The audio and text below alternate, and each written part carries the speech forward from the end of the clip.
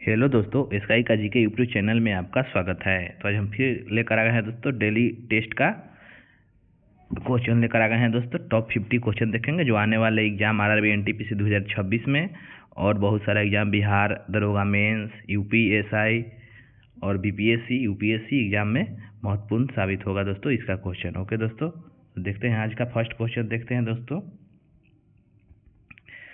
आज का पहला क्वेश्चन देखते हैं दोस्तों।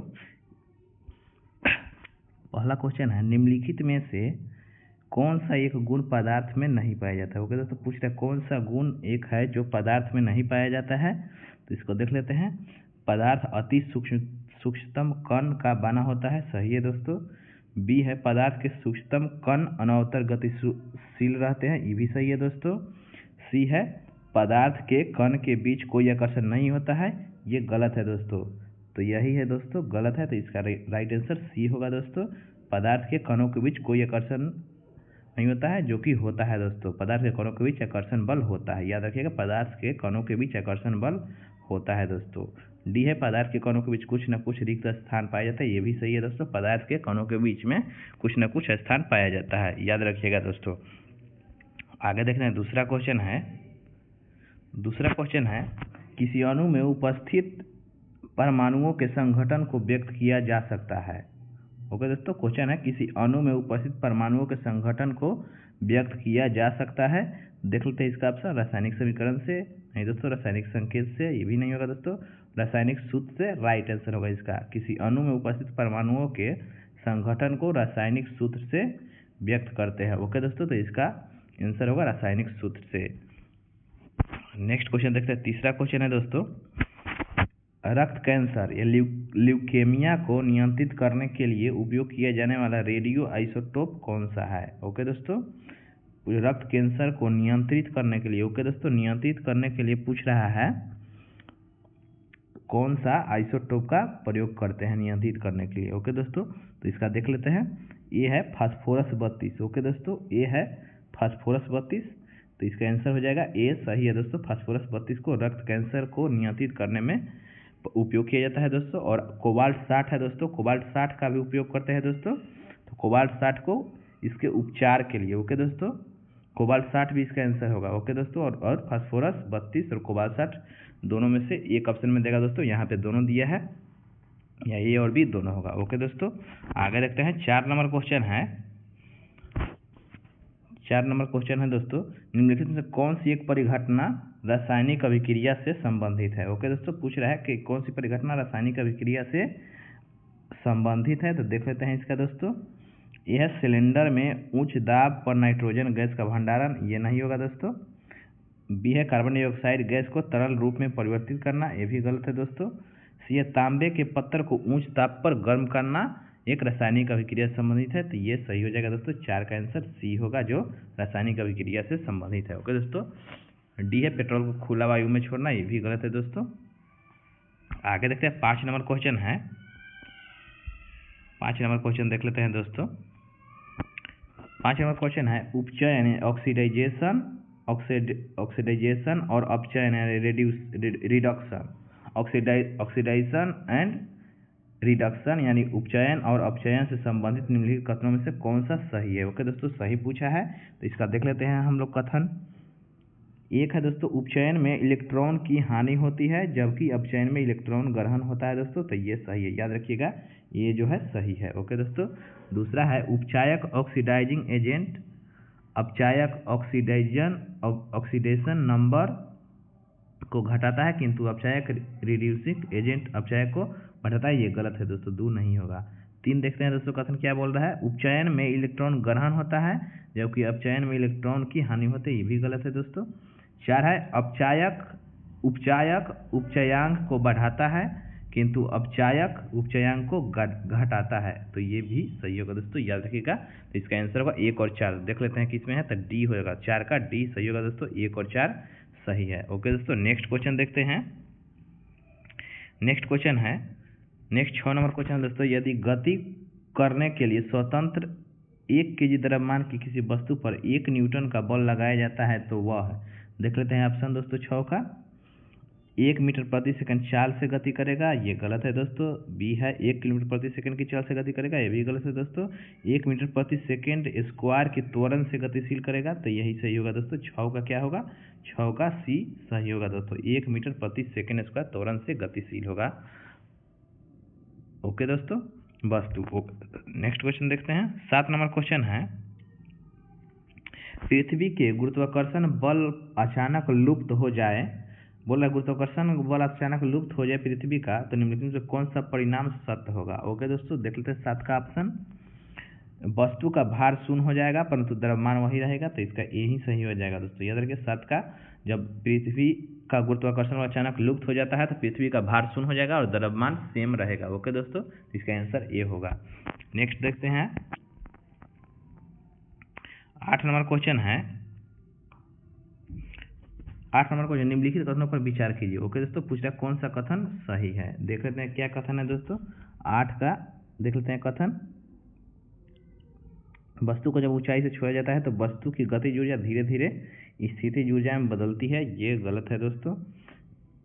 दूसरा कथन है दोस्तों, वस्तु को जब ऊपर की दिशा में फेंका जाता है तो वस्तु की स्थितिज ऊर्जा धीरे धीरे गतिज ऊर्जा में बदलती है, ये भी गलत है दोस्तों।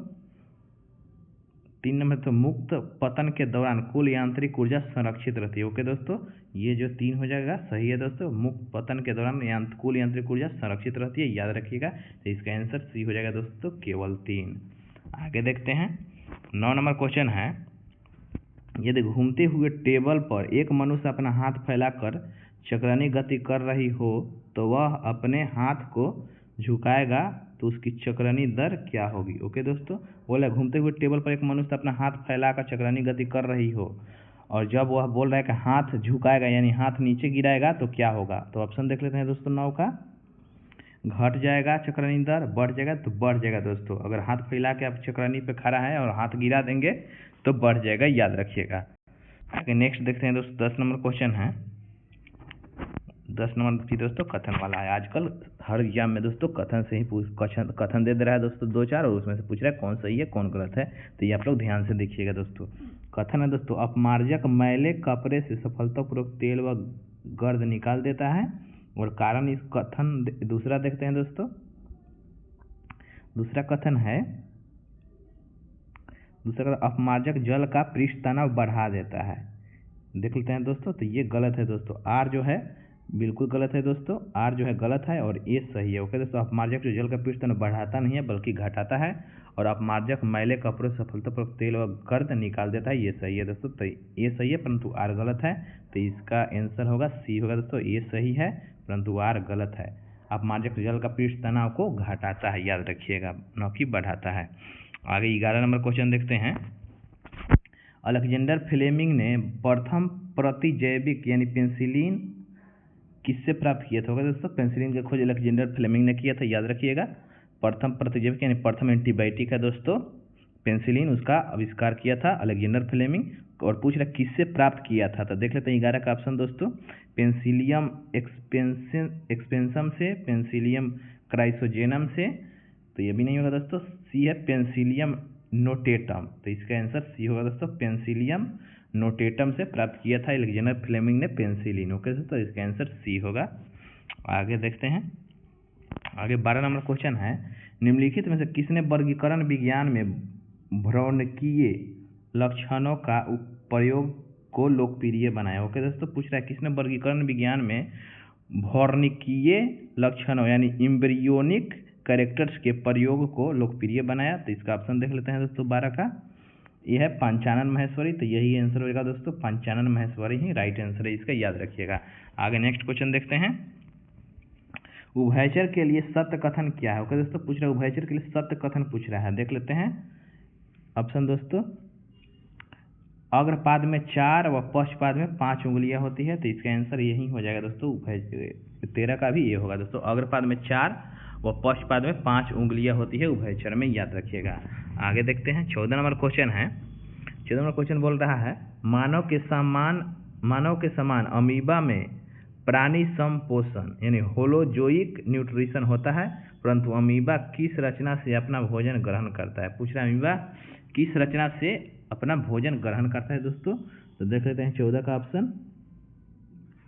कूटपाद है दोस्तों, तो ये तो कूटपाद ही हो जाएगा दोस्तों। पूछ रहा है अमीबा किस रचना से अपना भोजन ग्रहण करता है, तो कूटपाद के द्वारा अमीबा भोजन करता है। लेकिन इसमें देखने वाला बात है दोस्तों, तो मानव के समान अमीबा भी प्राणी संपोषण होता है दोस्तों अमीबा में। तो याद रखिएगा प्राणी संपोषण किस किस में होता है, तो मनुष्य में भी और अमीबा में भी प्राणी संपोषण होता है दोस्तों, याद रखिएगा। ये है इंपॉर्टेंट फैक्ट इसमें दोस्तों, प्राणी संपोषण है अमीबा, याद रखिएगा, पूछ सकता है।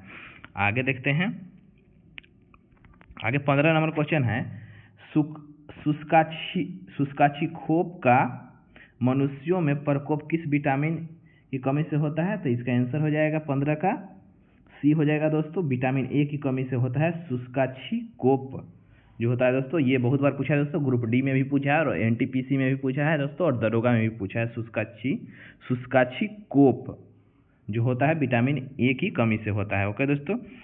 16 नंबर क्वेश्चन है, विद्युत ऋणात्मकता का कौन सा क्रम सही है। ओके दोस्तों, विद्युत ऋणात्मकता का कौन सा क्रम सही है पूछ रहा है। ओके दोस्तों, तो देख लेते हैं इसका ऑप्शन। विद्युत ऋणात्मकता का है दोस्तों, इसका ऑप्शन देख लेते हैं 16 का है दोस्तों, इसका देख लेते हैं विद्युत ऋणात्मकता। तो इसका आंसर दोस्तों डी होगा। आप लोग देख लीजिएगा डी। फ्लोरीन का सबसे अधिक विद्युत ऋणात्मकता होता है, उसके बाद क्लोरीन का होता है, उसके बाद ब्रोमीन का होता है, उसके बाद आयोडीन का होता है, उसके बाद स्टेटिन का होता है दोस्तों, और सबसे कम सोडियम का विद्युत ऋणात्मकता होता है दोस्तों। आप लोग इसको लिख लीजिएगा दोस्तों कहीं नोट में। ओके दोस्तों, आगे देखते हैं 17 नंबर क्वेश्चन देखते हैं। 17 नंबर क्वेश्चन है, परिरक्षक ऐसे रासायनिक पदार्थ होते हैं जो, देखते हैं दोस्तों 17 का ऑप्शन बोला, परिरक्षक ऐसे रासायनिक पदार्थ होते हैं जो, देख लेते हैं 17 का, भोजन में सूक्ष्म जीवाणुओं की वृद्धि या उपस्थिति को रोकता है। ये भी सही है दोस्तों, ये है दोस्त सही है। ओके दोस्तों, परिरक्षक ऐसा रासायनिक पदार्थ होते हैं जो भोजन में सूक्ष्म जीवाणुओं की वृद्धि या उपस्थिति को रोकता है, सही है। भोजन को ऑक्सीजन से मुक्त रखता है, ये भी सही है दोस्तों परिरक्षक के बारे में। भोजन को जल से मुक्त रखता है, ये भी सही है दोस्तों। यानी परिरक्षक जो होता है उससे भोजन खराब नहीं होता है दोस्तों, तो इसका सही हो जाएगा इनमें से सभी। ओके दोस्तों, 17 का डी होगा। आगे 18 का देखते हैं। 18 नंबर क्वेश्चन बोल रहा है दोस्तों, घरों में लगे पंखे, बल्ब और अन्य विद्युत उपकरण समांतर क्रम में क्यों जोड़ा जाता है। ओके दोस्तों, इसका ऑप्शन देख लेते हैं 18 का, क्योंकि विद्युत उपकरण को समान विभवांतर की आवश्यकता होती है, तो ये भी सही है दोस्तों। और क्योंकि विद्युत उपकरण को अलग अलग मान की विद्युत धारा की आवश्यकता होती है, ये भी सही है। क्योंकि सभी विद्युत उपकरण का प्रयोग एक साथ नहीं किया जा सकता, तो ये भी सही है दोस्तों, सभी उपकरण एक साथ नहीं कर सकते, इसलिए इसका डी आंसर राइट आंसर होगा 18 का डी, इनमें से सभी सही है। ओके दोस्तों, आगे देखते हैं 19 नंबर क्वेश्चन है, मानव किडनी के जिस भाग में मूत्रवाहिनी नली का विकास होता है उसे क्या कहते हैं। ये वेरी वेरी इंपॉर्टेंट क्वेश्चन है दोस्तों, आप लोग इसको देखिएगा ध्यान से। ओके दोस्तों, बोल रहा है मानव किडनी के जिस भाग से मूत्रवाहिनी नली का विकास होता है उसे क्या कहते हैं, तो 19 का देख लेते हैं दोस्तों ऑप्शन। यह हाइलम, तो हाइलम तो नहीं होगा दोस्तों, बी है पेल्विस जो राइट आंसर होगा दोस्तों इसका। मूत्रवाहिनी नली का विकास होता है उसे पेल्विस कहते हैं, याद रखिएगा, pelvis is the right answer 19 का। आगे देखते हैं 20 नंबर क्वेश्चन है दोस्तों।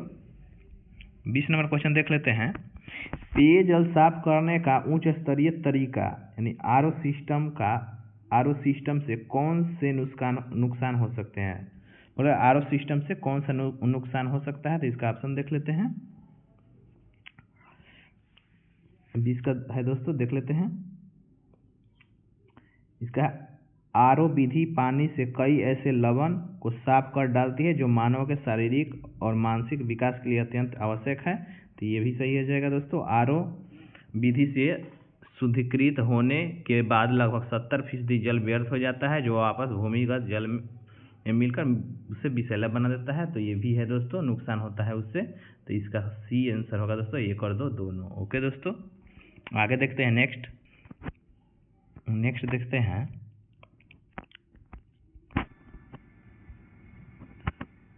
आगे है तो दोस्तों 21 नंबर देख लेते हैं। 21 नंबर है, निम्नलिखित कथनों पर विचार करना है दोस्तों। पारिस्थितिकी तंत्र के केवल प्राथमिक उपभोक्ता ही शाकाहारी होते हैं, तो ये भी सही है दोस्तों। हरे पौधे प्राथमिक उपभोक्ता होते हैं, तो 2 भी सही है दोस्तों, तो 21 का आंसर होगा दोस्तों सॉरी दोस्तों, हरे पौधे प्राथमिक उपभोक्ता नहीं होते दोस्तों। कोई पौधा जो होता है घटपर्णी ये सब मांसाहारी होता है, तो इसका आंसर केवल एक सही होगा दोस्तों, केवल एक ही 21 का एक होगा सही आंसर। ओके दोस्तों, दूसरा 22 नंबर क्वेश्चन देखते हैं। निम्नलिखित में से कौन सा जैव क्रिया मुख्यतः जंतु में ही होता है, पौधा में नहीं। ओके दोस्तों, बोल रहा है कौन सा जैव क्रिया जो होता है जंतु में होता है, पौधा में नहीं होता है। तो इसका ऑप्शन देख लेते हैं दोस्तों 22 का। पोषण, श्वसन, उत्सर्जन और जनन। पूछ रहा है कौन जंतु में होता है जबकि पौधा में नहीं होता है। ओके दोस्तों, तो 22 का सी हो जाएगा दोस्तों। उत्सर्जन इसका राइट आंसर होगा। उत्सर्जन जो होता है वो जंतु में होता है, पौधा में नहीं होता है। ओके दोस्तों, तो इसका राइट आंसर सी होगा 22 का। आगे देखते हैं दोस्तों 23 नंबर क्वेश्चन है। 23 नंबर क्वेश्चन बोल रहा है चॉकलेट के किण्वन हेतु किस जीवाणु का उपयोग किया जाता है। पूछ रहे चॉकलेट के किण्वन हेतु किस जीवाणु का उपयोग होता है, तो देख लेते हैं दोस्तों।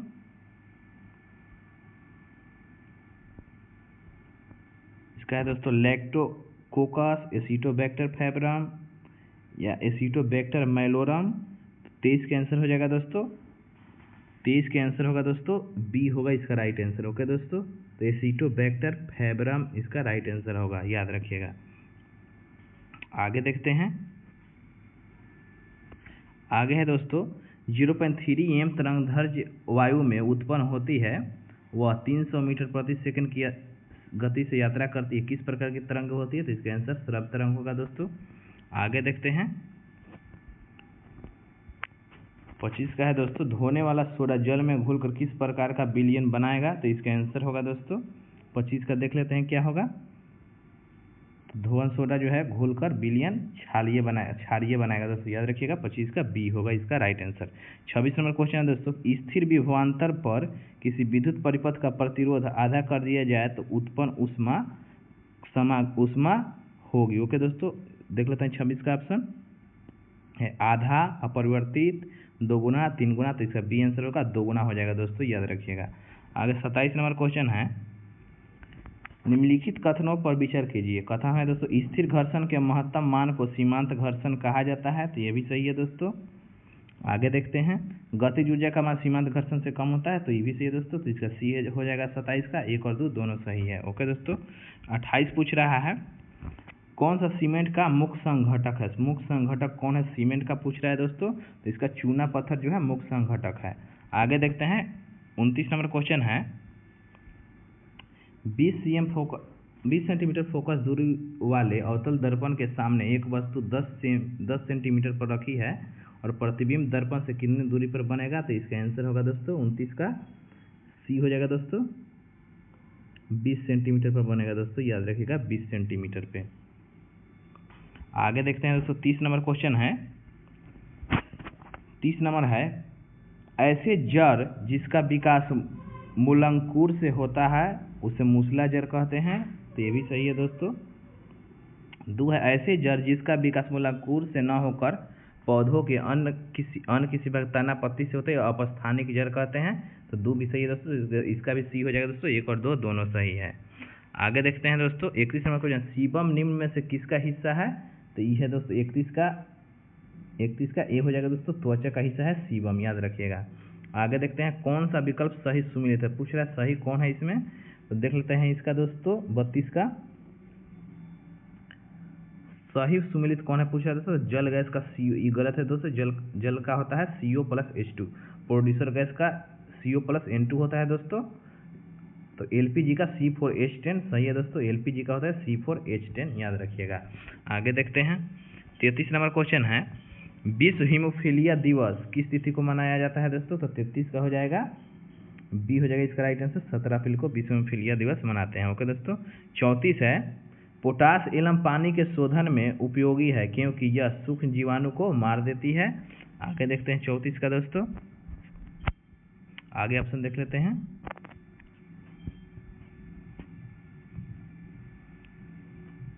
34 का यह जल को कठोरता को दूर कर देती है, यह जल को मृदु बनाए रखती है, यह कोलाइडी विलयन को अवलेपित कर देती है, इसका डी हो जाएगा दोस्तों, यह कोलाइडी विलयन को अवलेपित कर देती है। आगे देखते हैं 35 नंबर क्वेश्चन है टर्मिनेटर जीन वे बाह्य जीन है जो जैसे टर्मिनेटर जीन, ये बाह्य जीन है जो 35 का देख लेते हैं दोस्तों, जो पौधे के भ्रूण के विकास को अवरुद्ध कर देते हैं, तो ये हो जाएगा, इसका आंसर बी हो जाएगा दोस्तों, पौधे के विकास को अवरुद्ध कर देता है टर्मिनेटर जीन। आगे देखते हैं, चंदन के पेड़ को क्या माना जाता है। ओके दोस्तों, 36 का चंदन के पेड़ को क्या माना जाता है, तो 36 का आंसर हो जाएगा डी है दोस्तों, आंशिक मूल परजीवी माना जाता है उसको। 37 है दोस्तों, 37 है, सहायक आहार कारक विटामिन के मुख्य स्रोत क्या है। ओके दोस्तों, देख लेते हैं 37 का होगा जंतु तथा पादप उत्पाद दोनों है दोस्तों विटामिन का मुख्य स्रोत। आगे देखते हैं दोस्तों, 38 नंबर क्वेश्चन है आज का, ईंधन सेल में ऊर्जा परिवर्तन होता है। ओके दोस्तों, तो 38 का देख लेते हैं, 38 का ए हो जाएगा दोस्तों, ईंधन सेल जो होता है रासायनिक ऊर्जा को विद्युत ऊर्जा में बदलता है, ईंधन सेल। आगे देखते हैं, 39 नंबर क्वेश्चन है, निम्न कथनों पर विचार कीजिए। ओके दोस्तों, मानव में त्वचा का रंग बदलने वाला मेलानिन है, तो सही है दोस्तों, त्वचा में जब मेलानिन बनना बंद हो जाता है तो ल्यूकोडर्मा और विटिलोगा बीमारी होता है दोस्तों, तो ये भी सही है, तो 1 और 2 दोनों सही हो जाएगा 39 का। 40 नंबर क्वेश्चन है दोस्तों, कथनों पर विचार करना है दोस्तों, पूछ रहा है कौन सही है। ओके दोस्तों, देख लेते हैं 40 का देखो, धातु समानता एक परमाणुिक होते हैं, जबकि अधातु एक परमाणुिक, द्विपरमाणुिक, बहुपरमाणुिक, ये भी सही हो जाएगा दोस्तों। धातु इलेक्ट्रॉन त्यागने की प्रवृत्ति रखते हैं, ये भी सही है दोस्तों। अधातु अपसीकारक होते हैं, ये भी सही है, तो इसका सी हो जाएगा दोस्तों, 1 2 3 तीनों सही है। 41 नंबर क्वेश्चन है, C2H2 का प्रयोग निम्न में से किस हेतु नहीं किया जाता है। ओके दोस्तों, तो 41 का आंसर हो जाएगा, 41 का डी होगा दोस्तों, बिजली से लगी आग बुझाने में इसका प्रयोग नहीं होता दोस्तों। एसिटिलीन का देख लेते हैं, गैस बिल्डिंग में भी होता है, फलों को कृत्रिम रूप से पकाने में भी होता है, लीसाइड नामक विषैली गैस बनाने में भी होता है इसका उपयोग एसिटिलीन का। आगे देखते हैं, 42 नंबर क्वेश्चन है, में से किस जंतु का शरीर अरीय सममिति होता है। ओके दोस्तों, तो इसका आंसर होगा 42 का, औरेलिया का अरीय सममिति होता है दोस्तों। आगे देखते हैं, आगे देख लेते हैं, 43 नंबर क्वेश्चन है, तीव्र प्रकाश से अंधेरे कमरे में प्रवेश करने पर कुछ समय के लिए स्पष्ट दिखाई नहीं पड़ता है, बाद में धीरे धीरे दिखाई देने लगता है, इसका कारण है दोस्तों 43 का हो जाएगा दोस्तों, आंखों के अंदर, सी हो जाएगा दोस्तों इसका राइट आंसर, अंधेरे के प्रति कुछ समय में अनुकूलित होना इसका राइट आंसर होगा दोस्तों।